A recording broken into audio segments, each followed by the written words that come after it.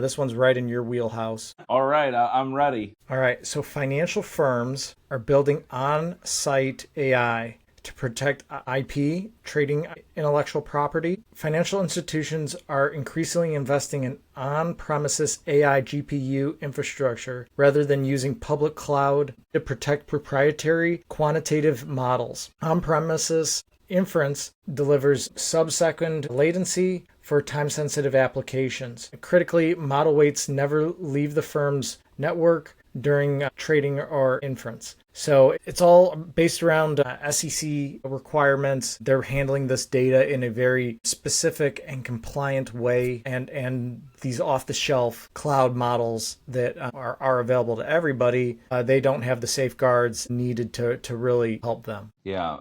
Okay, so you said a couple things there. These machines that are like making nanosecond decisions. At the New York Stock Exchange, there is on-premise machines that are built by these basically these securities companies, and it's meant to be very close in proximity to be able to make faster trades. Three things. So data sovereignty, regulatory compliance, and internal governance. And those are three major things that JPMorgan Chase has repeatedly emphasized. We're seeing similar things, like for instance, Goldman Sachs, training data, client data, and quantitative research. And we're seeing that a number of different ones from other companies too. The particular one about data sovereignty, of like who owns the data and who's in charge of it, is highly important. And so my prediction, or if I had to predict regarding data sovereignty, we're going to have companies that basically use a plug and play,